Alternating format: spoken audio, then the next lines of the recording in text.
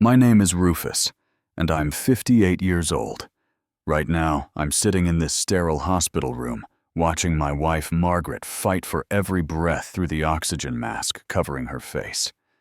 The machines around her bed beep constantly, marking time that we don't have much of left. 3 months ago, we thought we had years ahead of us. 3 months ago, our daughter Sarah promised she'd be here for everything. But as I look at the empty chair beside me, the one that should have her in it, I realize some promises are easier to make than to keep. Before I share what happened during the darkest period of our lives, I'd love to know where you're watching from today. Please hit that like button if you've ever felt abandoned when you needed support most, and don't forget to subscribe. Because this story about family loyalty and the hardest lesson I ever had to teach will stay with you long after it's over. 3 months earlier, our world shifted in a single afternoon. Margaret had gone for her routine checkup, the kind we'd been putting off for years. I was in my workshop tinkering with an old radio when she called from the doctor's office. Her voice was steady, but I could hear the tremor underneath.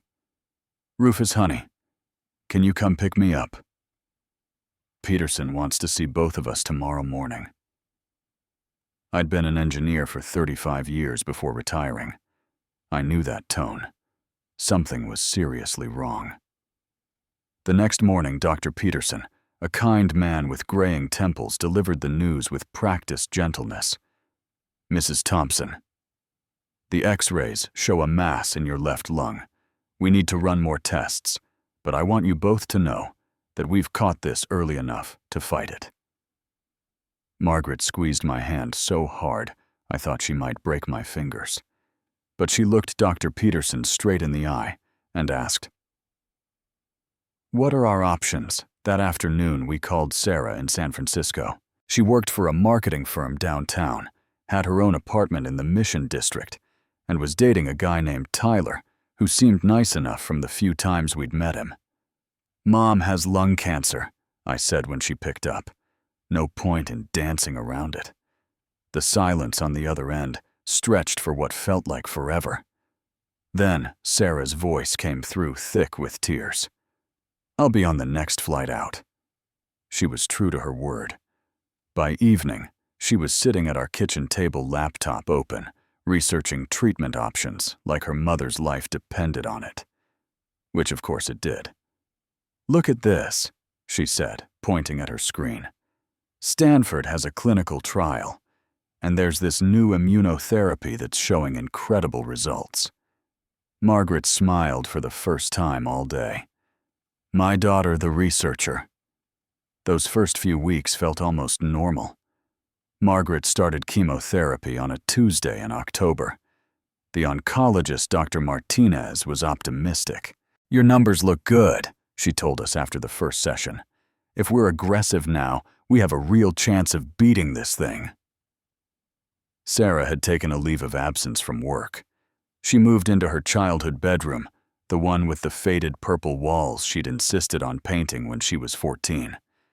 Every morning she'd make Margaret's favorite breakfast, scrambled eggs with cheese and toast, cut into triangles, just like she used to do when Sarah was little.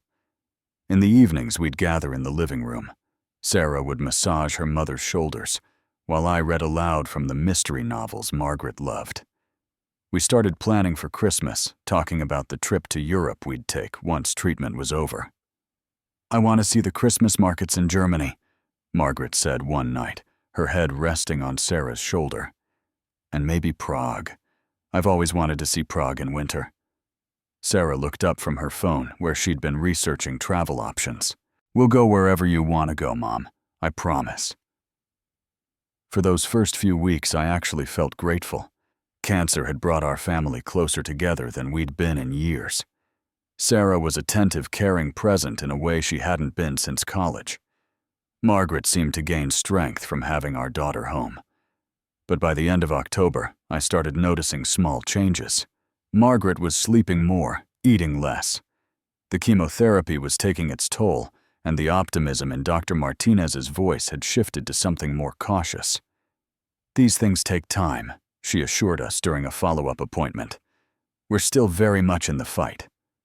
Sarah nodded along, but I caught her checking her phone during the consultation. When we got to the car, she announced that her boss had called about an important client meeting. "I might need to fly back for a day or two," she said, "just to handle this one project." Margaret reached back from the front seat to pat Sarah's knee. "Of course, sweetheart. Your job is important too."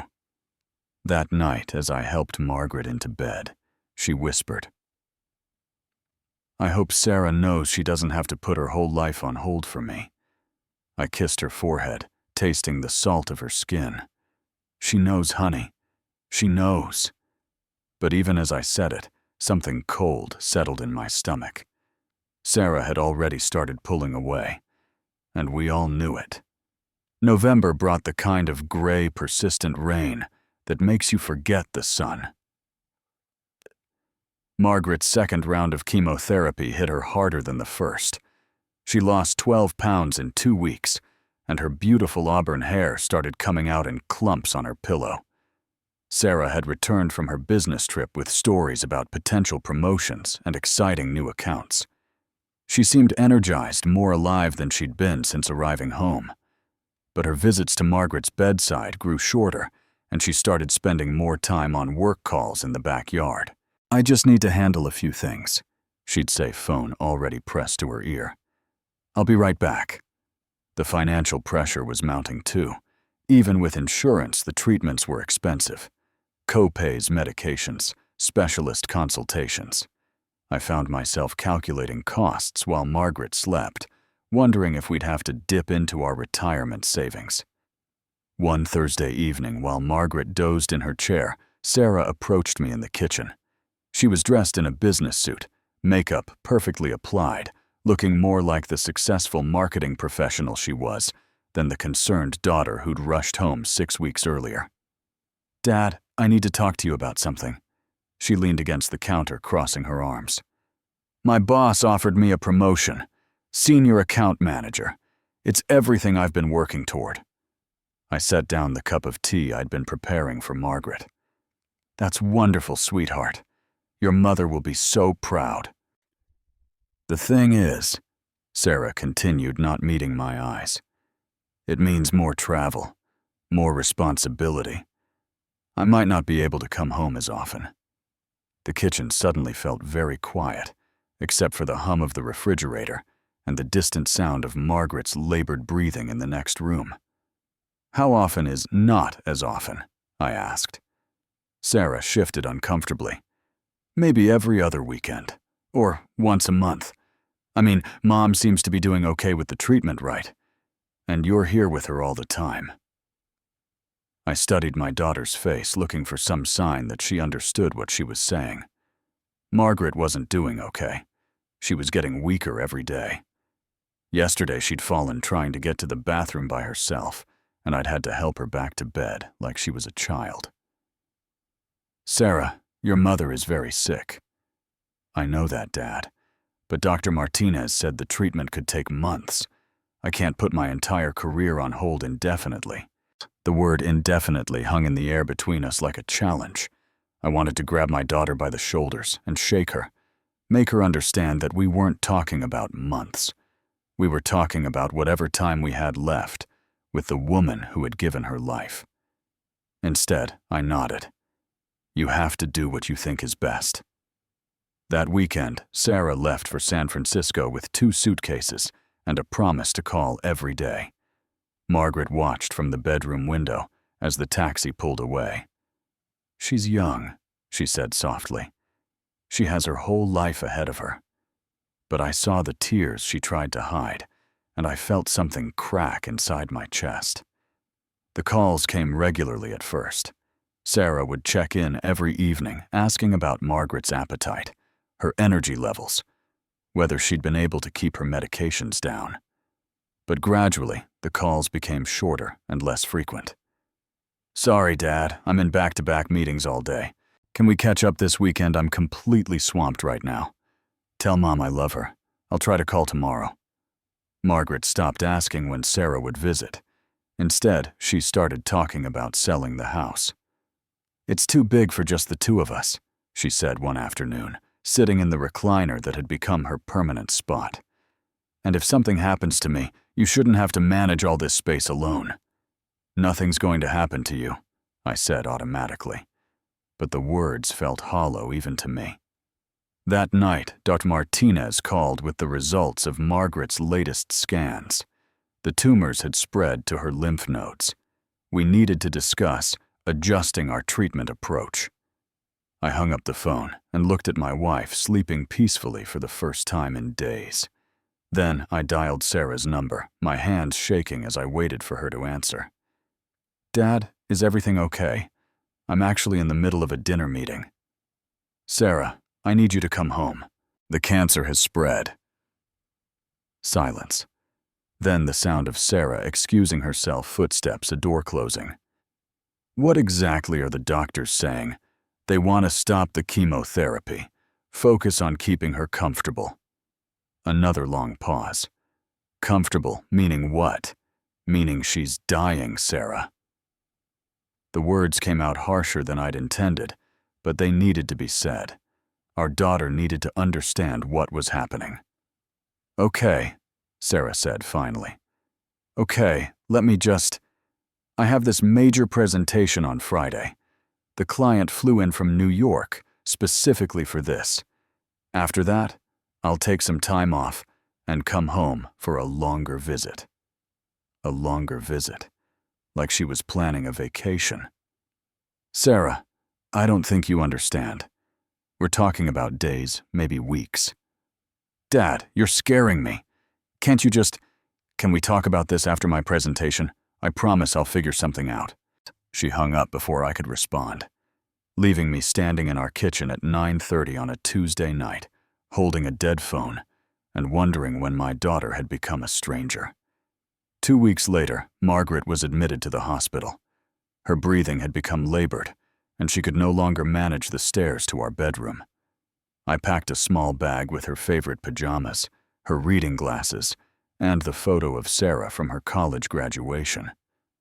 The room on the 4th floor was painted a cheerful yellow, with windows overlooking the hospital's garden.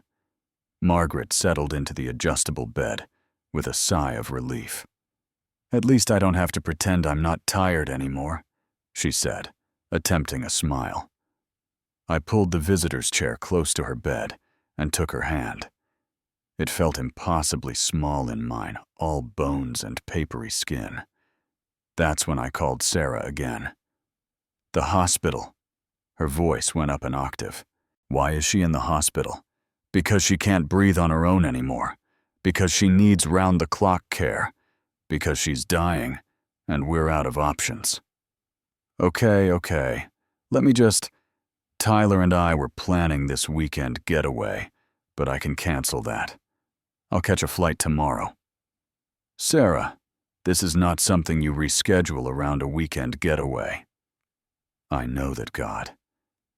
"Dad, why are you being so difficult? I said I'd come home." But she didn't come home. Instead, she called that evening to say she'd developed food poisoning and couldn't travel. The next day, it was a work emergency that absolutely required her presence.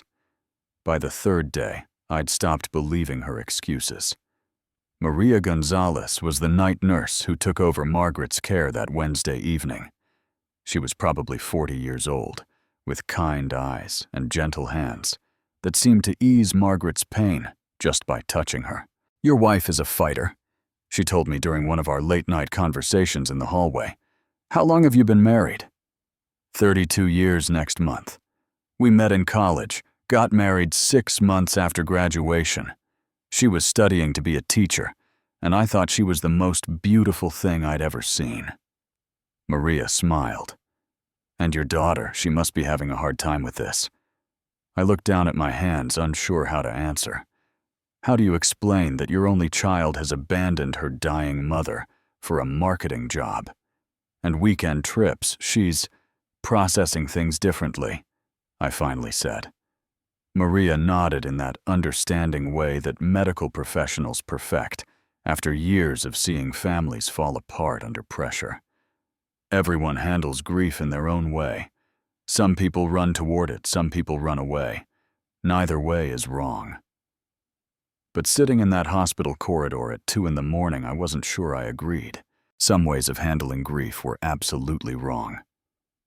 Friday afternoon, my phone rang. Sarah's name appeared on the screen, and for a moment my heart leaped. Maybe she was calling from the airport. Maybe she'd finally come to her senses. "Dad, I have amazing news. I got the promotion." The excitement in her voice was infectious, and for just a second, I found myself smiling. Then I remembered where I was, why I was here, and the smile died. "That's wonderful, sweetheart. Your mother will be so proud." "I know, right?" And the best part is Tyler surprised me with a trip to celebrate.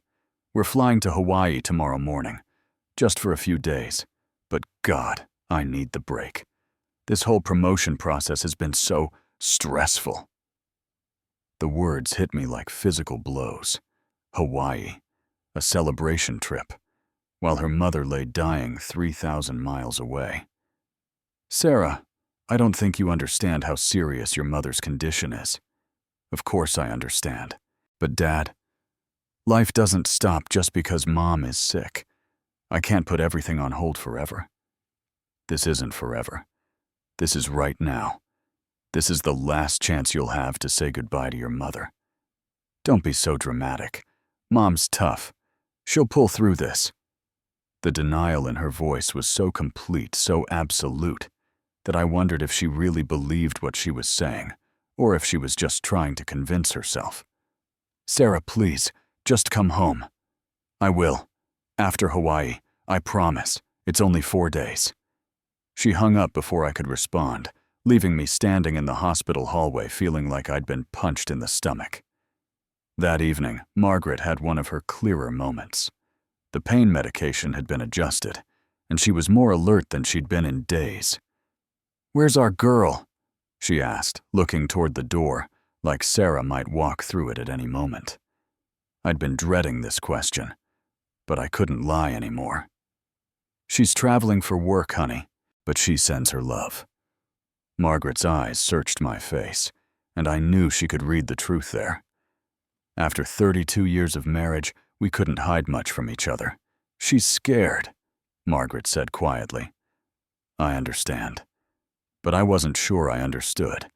I wasn't sure I understood anything anymore." Saturday morning, Margaret took a turn for the worse. Her breathing became shallow and rapid, and Dr. Martinez gently suggested that we should prepare for the inevitable. I called Sarah immediately.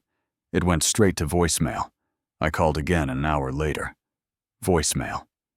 By afternoon, I was texting frantically. "Mom is dying. Come home now." Finally, at 6 p.m., she called back. I could hear music and laughter in the background, the sound of people having a good time. "Dad, sorry I was at the beach and didn't have signal. What's up?" "What's up?" Like I was calling to chat about the weather. "Your mother is dying, Sarah. Today. Maybe tonight. You need to get on a plane right now." The background noise suddenly stopped, like she'd moved away from whatever party she was at. "Are you sure? I mean really sure, because you've been saying she's dying for weeks and she's still—" "Sarah, the doctor says she has hours, not days." A long pause. Then, in a voice that sounded oddly detached, she said, "The old woman doesn't have much time left anyway. I'll catch the next available flight." The old woman. The old woman. My legs gave out, and I had to lean against the wall to keep from falling. Sarah had just referred to her own mother, the woman who had given her life, raised her, loved her unconditionally for 28 years, as the old woman. I hung up without saying goodbye, my hands shaking so badly I could barely hold the phone.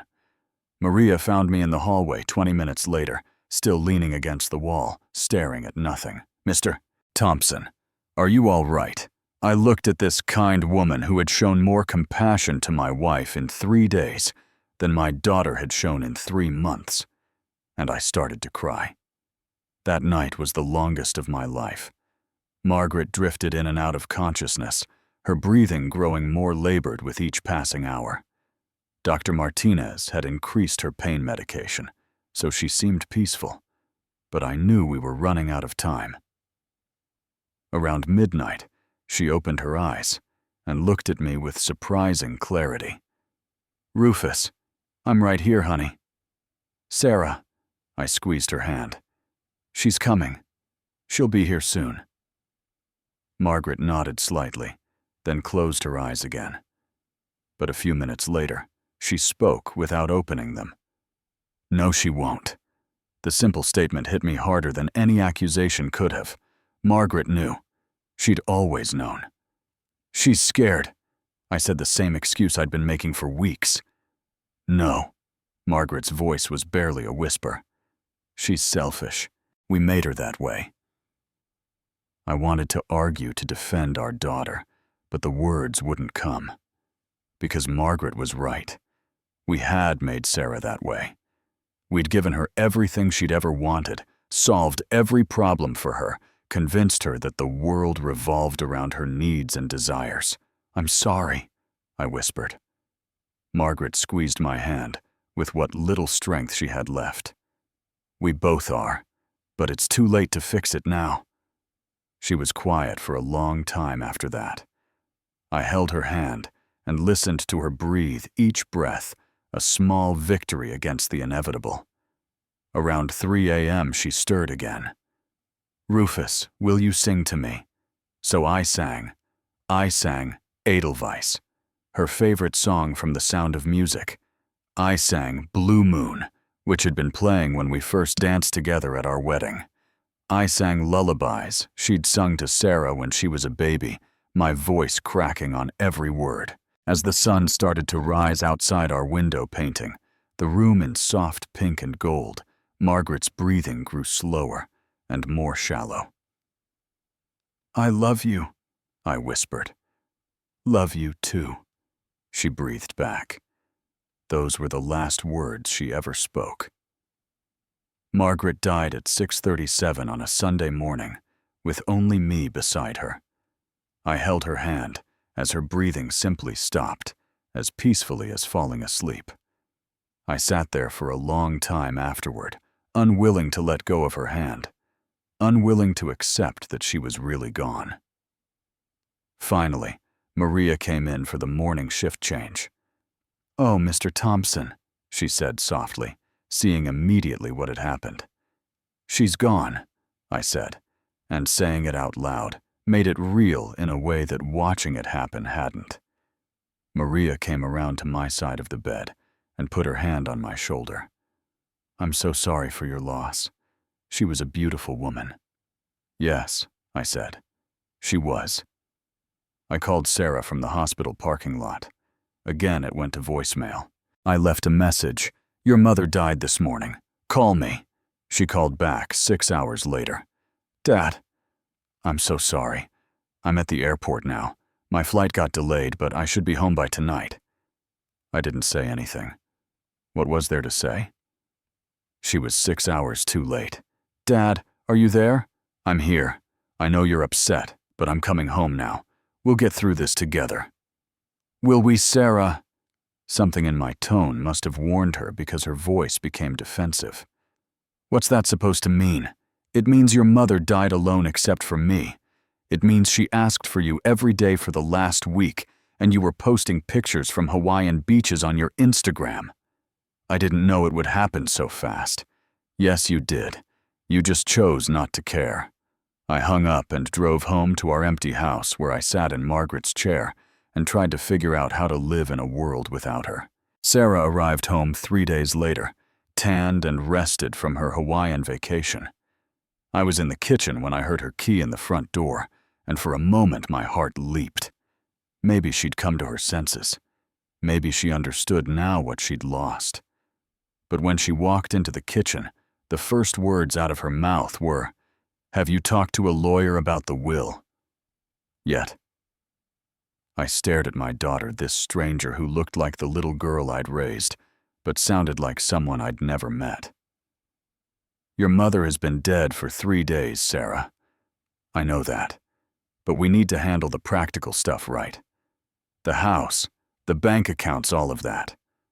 She pulled out her phone and started scrolling through what looked like real estate websites. "I've been thinking, and I think the best thing would be to sell this place. It's way too big for you alone, and honestly, the market is really good right now. We could probably get 800,000, maybe more."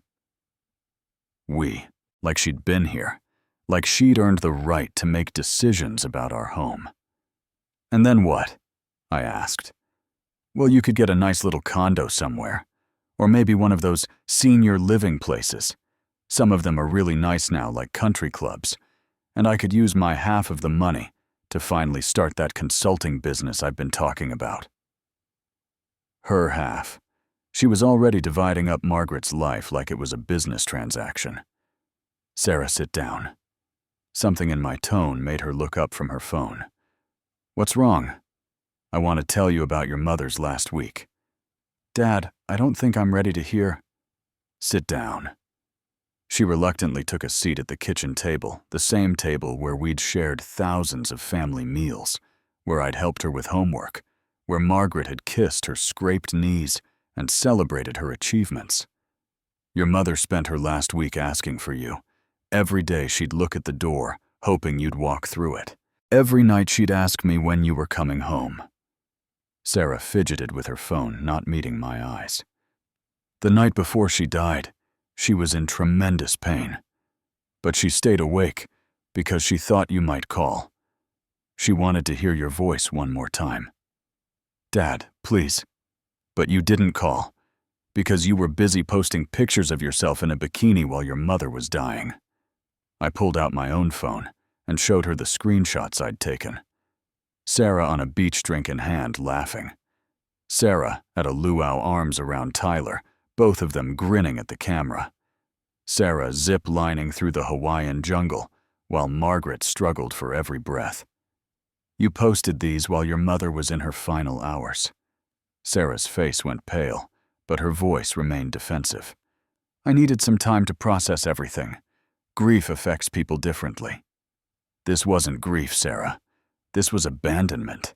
I stood up and walked to the drawer where Margaret kept her important papers. From the very back, I pulled out a sealed envelope with my name written on it in Margaret's careful handwriting. "Your mother left this for me." I opened the envelope and unfolded the single sheet of paper inside. Margaret had written it during one of her clearer moments the week before she died. "Dear Rufus," I read aloud. "If you're reading this, then I'm gone, and you're probably wondering what to do about Sarah. I've been thinking about this a lot, and I've realized that we failed as parents. We gave our daughter everything she wanted and never taught her what she needed.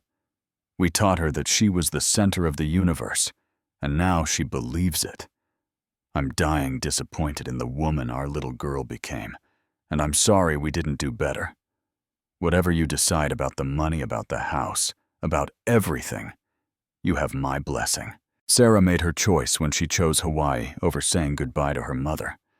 Now, let her live with the consequences. I love you, Margaret. The room was completely silent except for the tick of the kitchen clock.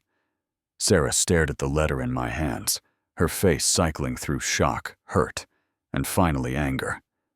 She wrote that when she was on pain medication. She wasn't thinking clearly. She was thinking more clearly than she had in months. "Dad, you can't possibly believe. I believe every word of it, because I lived through every day of your mother's dying while you were building your career and planning vacations." Tyler chose that moment to walk through the front door like he owned the place. "Hey, Mr. Thompson, sorry for your loss. Sarah said we should come by and assess the property value while we're in town." Assess the property value while we're in town, like they were house hunting. "Tyler," I said carefully, "I think you should leave." "Oh, sure, after we just take a quick look around. Sarah says the master bedroom has great potential for renovation." Sarah had the grace to look embarrassed, but she didn't tell him to stop. "You want to renovate Margaret's bedroom?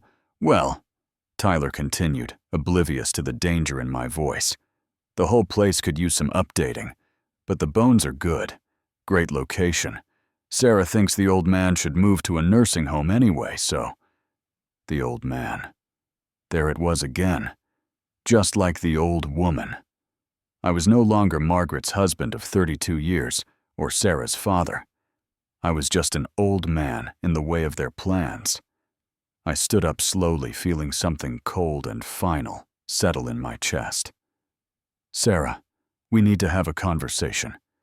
Tyler, you need to leave. Now. Dad?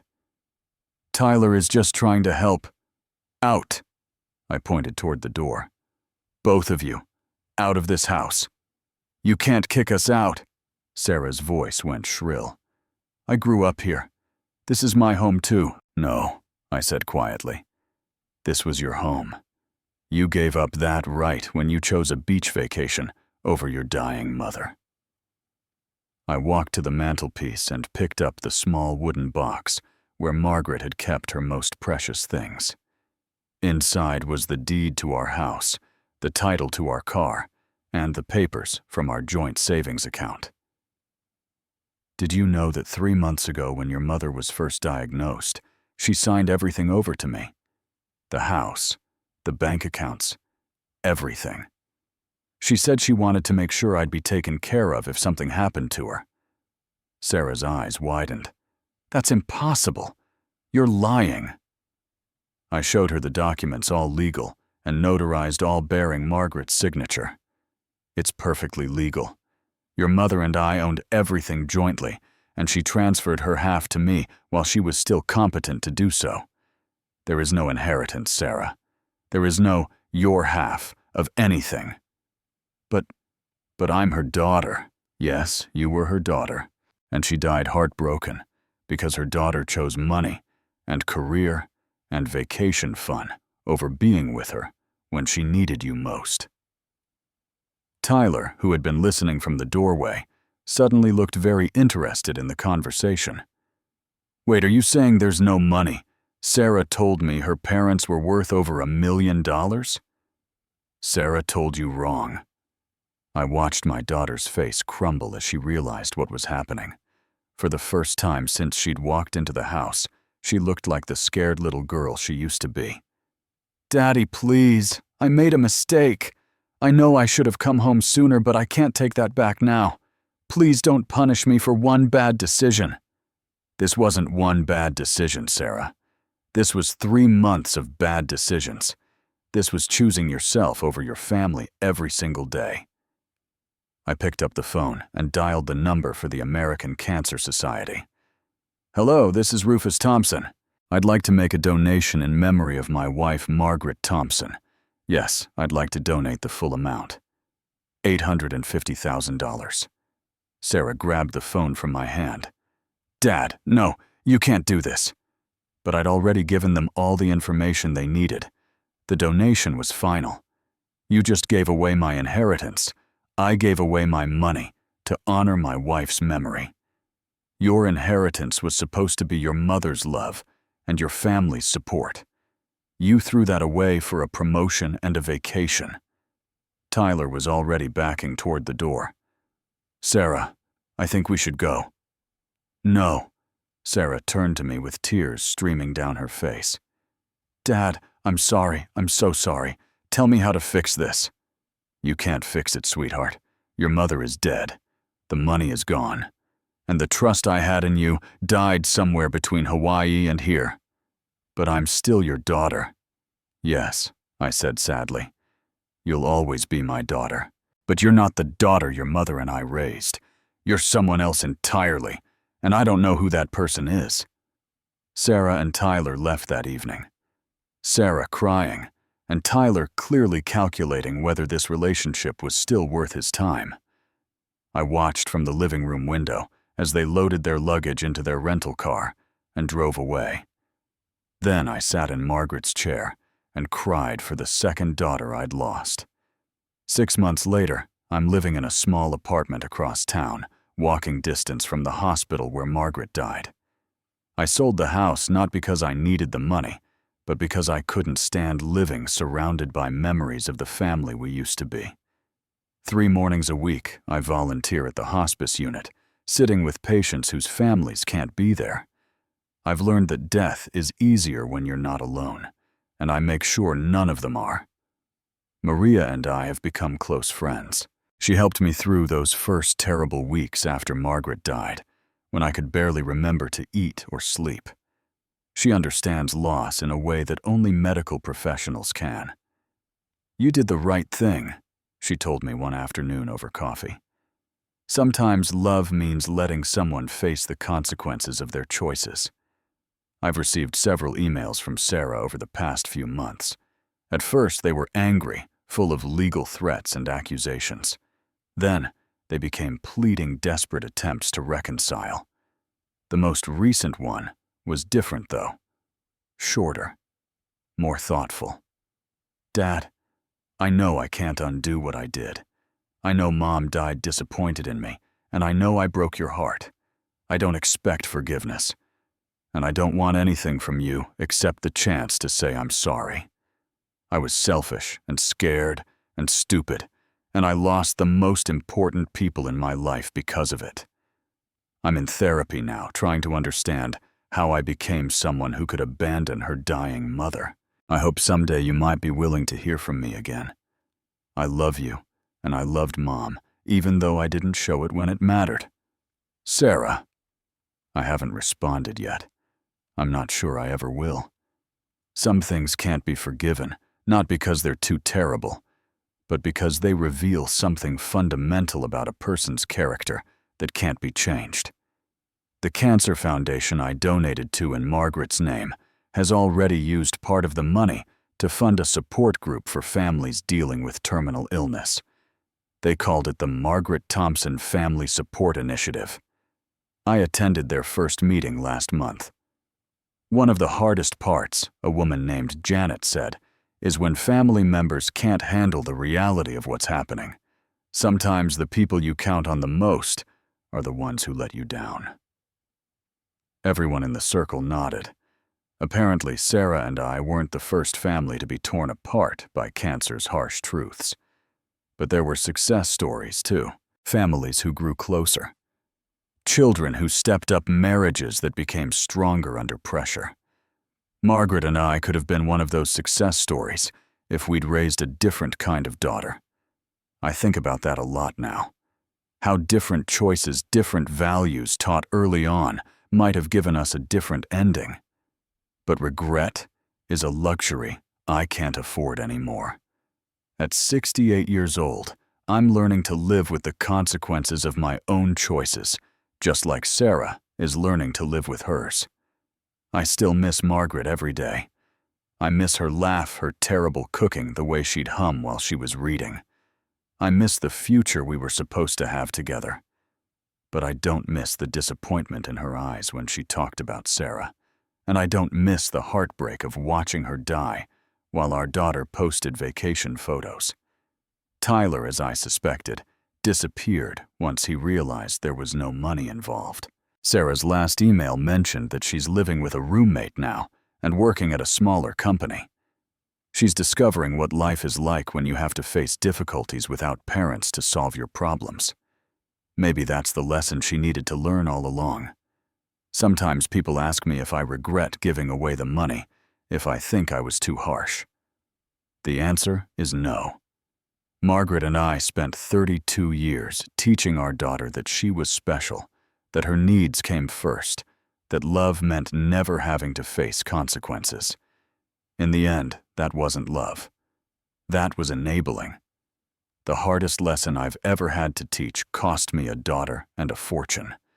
But it was the right lesson delivered too late, but delivered all the same. Margaret would have been proud of the choice I made. She would have smiled at the thought of her money helping other families avoid the pain we went through, and she would have agreed that sometimes losing someone you love is the only way to save them from themselves. I still have Sarah's last email saved on my phone. Sometimes late at night I read it and wonder if there might be hope for reconciliation someday. But then I remember Margaret's last week, the empty chair beside her hospital bed, and the sound of my daughter calling her the old woman. Some wounds heal with time. Others serve as permanent reminders of hard truths we need to remember. Have you ever had to make an impossible choice between enabling someone you love and letting them face the consequences of their actions? I'd love to hear your thoughts in the comments below. And if this story resonated with you, please hit that like button and subscribe for more real stories about family forgiveness and the hardest lessons life teaches us. Share this with someone who might need to hear it, because sometimes the most loving thing we can do is refuse to rescue someone from their own choices. Thank you for listening to Margaret's story and mine. And remember that love sometimes means saying no, even when it breaks your heart. God bless, and I'll see you in the next one.